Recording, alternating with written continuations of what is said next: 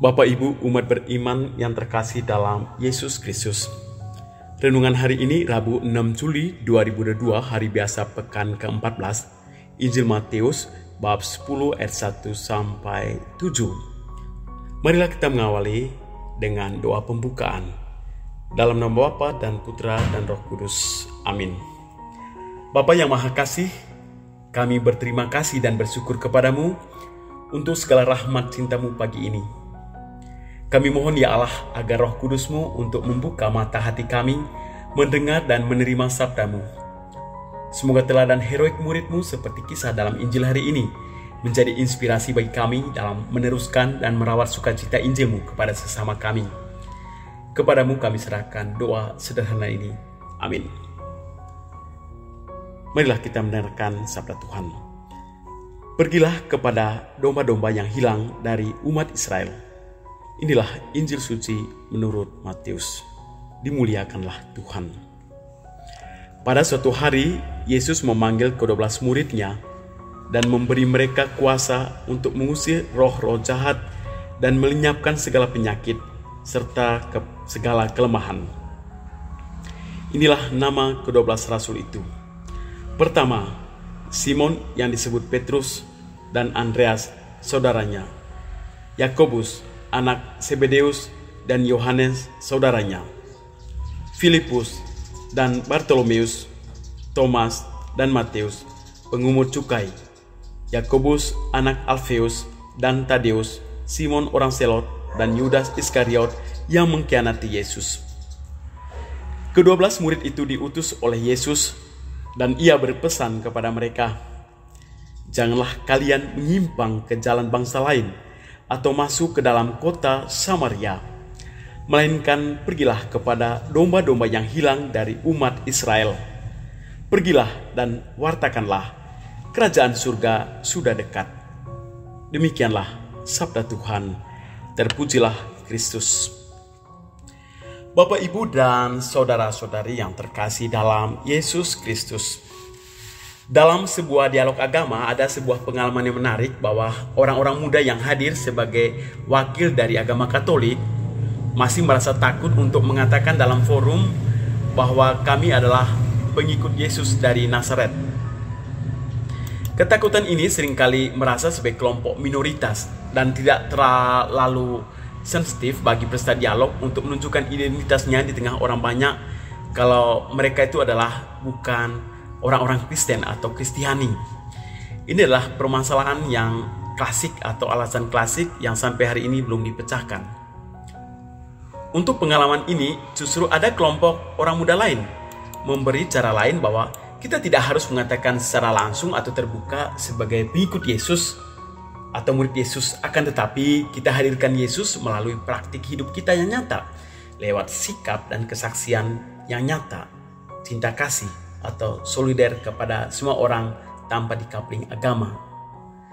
Lalu sikap inilah tidak secara langsung orang lain merespon, ini mereka orang Kristiani atau pengikut Yesus Kristus.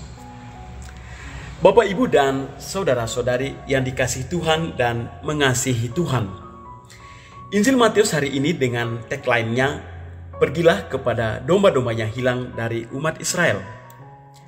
Kata-kata ini seakan-akan sebuah perintah yang jelas, lugas, dan tegas kepada ke-12 para rasul untuk hadir kepada mereka yang belum merasakan kebaikan Allah lewat pewartaan ini. Kekhasan penginjil Matius hari ini dalam mengisahkan para rasul terletak pada perutusan mereka yang ditujukan kepada umat Israel. Kita lihat Matius bab 10 ayat 6. Ke-12 murid itu diutus oleh Yesus. Dan ia berpesan kepada mereka, "Janganlah kalian menyimpang kepada jalan bangsa lain atau masuk ke dalam kota Samaria, melainkan pergilah kepada domba-domba yang hilang dari umat Israel. Pergilah dan wartakanlah, kerajaan surga sudah dekat." Kalau ditanya, mengapa harus ke bangsa Israel? Mengapa tidak ke Samaria atau kepada bangsa yang memang dekat dengan Israel? Kiranya kalau kita tempatkan panggilan para rasul itu menjadi sebuah pengertian menarik buat kita, karena kehidupan iman pada zaman Yesus adalah kehidupan yang jauh dari Allah. Maka ini adalah alasan yang paling dasar ya. Mereka melakukan praktik keagamaannya, namun semua itu dilakukan agar dilihat orang banyak. Padahal mereka jauh dari Allah. Dan mereka inilah diharapkan kehadiran ke-12 rasul ini membuka mata dan hati mereka agar mereka tidak memamerkan diri lagi seperti sikap munafik gitu ya. Dan kelak Yesus mengkritik mereka dengan keras seperti pada Injil Matius yang lainnya. Bapak Ibu yang terkasih, selain itu misi pewartaan kepada Israel karena hakikat dan makna kerajaan Allah sebagai inti dan wujud karya Yesus di tengah dunia. Ini juga kita bisa menelusuri latar belakang Yesus mewartakan kerajaan Allah ketika sebuah bangsa dan negara ya mengalami keterpurukan di segala sektor kehidupan. Entah oleh karena krisis ekonomi, krisis politik, krisis sosial, krisis kepemimpinan, krisis keamanan, bahkan krisis kepercayaan, sehingga terdampak pada penderitaan rakyat. Maka timbul harapan atau kerinduan rakyat pada umumnya untuk mendapatkan seorang pemimpin yang baik, kuat, bijaksana, terpercaya untuk menyelamatkan kehidupan mereka dari penderitaan atau bahkan kematian yang sistematis. Nah, kehadiran ke-12 rasul ini adalah mewakili atau representatif dari Yesus sebagai pemimpin bijaksana untuk melayani mereka semua ini. Karena zaman itu orang Israel mengalami penderitaan dari berbagai aspek kehidupan, terutama dalam kehidupan rohani atau spiritualitas kehidupan mereka. Bapak Ibu, jika kita melihat kembali pengalaman para murid ini dan juga kita lihat kembali bagaimana kehadiran mereka di tengah bangsa seperti itu, bagaimana dengan kita yang saat ini merasa diri sebagai murid Yesus? Lalu seperti apakah model kesaksian kita saat ini? Mampukah kita untuk mengatakan di depan umum, ya saya pengikut Yesus, saya orang Katolik tulen, saya orang Katolik fanatik, bahkan saya orang Katolik garis keras. Kalau kita mencermati kisah dalam Injil hari ini, berlatar belakang pada kenyataan bahwa jumlah orang yang mengikuti Tuhan Yesus yang gemar mendengarkan ajarannya makin bertambah banyak oleh karena kehadiran 12 rasul itu. Selain itu, jenis orang yang menantikan pelayanan juga makin bervariasi. Ya, ada yang mencarinya untuk mendengarkan sabdanya, mencari kesembuhan dari berbagai penyakit, atau pelepasan dari kuasa roh jahat. Ada pula yang mungkin hanya ikut-ikutan. Nah, inilah PR bagi para murid sendiri. Nah, di mata Tuhan Yesus, orang-orang itu ibaratnya domba-domba yang telantar tanpa gembala, domba-domba yang tersesat. Dan inilah situasi zaman itu, situasi gambaran tentang umat Israel zaman itu.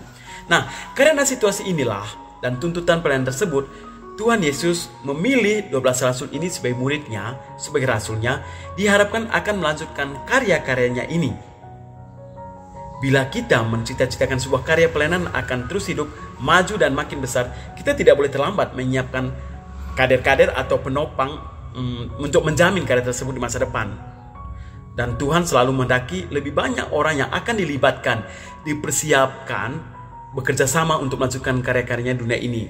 Mulai dari imam, tokoh-tokoh Katolik, juga ahli-ahli teologi, dan guru agama atau katekis. Dan akhirnya tugas kita semua untuk melakukan ini, untuk meneruskan ajaran dari 12 rasul ini. Bapak Ibu yang terkasih, kita tahu sejak menerima baptis dalam nama Bapa, Putra, dan Roh Kudus, kita telah diangkat Yesus menjadi rasulnya kan? Pada akhir perayaan Ekaristi pun kita semua mendapatkan tugas dari gereja, diutus membawa damai dan mewartakan kabar gembira. Di zaman sekarang, tugas perutusan sebenarnya jauh lebih mudah kita laksanakan dibanding zaman 12 rasul tadi. Kalau dulu mereka harus mendatangi satu demi satu domba yang hilang atau umat yang tidak masuk dalam kelompoknya. Sekarang dengan alat komunikasi modern, telepon, handphone, internet, kita bisa menyapa mereka dari jarak jauh. Lewat grup WhatsApp, lewat timeline Instagram, mungkin lewat TikTok. Nah, sebagai sarana pewartaan inilah alat-alat komunikasi itu sangat membantu tugas perutusan kita saat ini. Namun pertanyaan bagi kita Bapak Ibu, pernahkah kita memanfaatkan secara maksimal alat-alat itu untuk mewartakan kerajaan surga karena secara fisik kita susah? Atau jangan-jangan malah kita gunakan untuk menyebarkan isu, urusan bisnis, hoaks, ngerumpi, dan omong kosong tak bernilai atau bahasa kosong? Atau tetangga yang dekat dengan kita, pernahkah kita sapa? Kita menghadirkan diri sebagai orang menaburkan warta Injil itu sendiri. Inilah PR bagi kita. Bapak Ibu, marilah kita bersama-sama. Tugas untuk mewartakan kerajaan Allah ini adalah semua kita yang telah dibaptis, bukan hanya imam, bukan hanya guru agama, bukan hanya buder, suster, tapi semuanya kita untuk menerus dan merawatkan bagaimana budaya 12 rasul itu untuk mewartakan Yesus itu lewat tindakan mereka, lewat perbuatan mereka, lewat kata-kata mereka. Namun pertanyaannya, apakah kita siap melaksanakan untuk memberi kesaksian tentang Yesus di zaman ini? Inilah persoalan yang krusial bagi kita. Amin. Bapak Ibu yang terkasih, marilah kita menutup renungan sederhana ini dengan doa penutup. Terima kasih ya Yesus untuk segala kemurahan-Mu pagi hari ini. Kami boleh bersyukur karena dengan cinta-Mu, Engkau boleh memilih para murid-Mu, 12 rasul, untuk mewartakan kabar sukacita-Mu kepada segala bangsa. Kini karya-Mu itu kami boleh teruskan lewat para imam, tokoh-tokoh gereja atau guru agama atau katekis. Semoga melalui pewartaan mereka, nama-Mu semakin dimuliakan dan diagungkan untuk selama-lamanya. Dan juga untuk sabda-Mu hari ini, menghadirkan kami semua bahwa kami juga adalah bagian dari murid-Mu untuk mewartakan nama-Mu dengan segala cara. Kemuliaan kepada Bapa dan Putra dan Roh Kudus, seperti pada permulaan sekarang, selalu dan sepanjang segala abad. Amin. Dalam nama Bapa dan Putra dan Roh Kudus. Amin.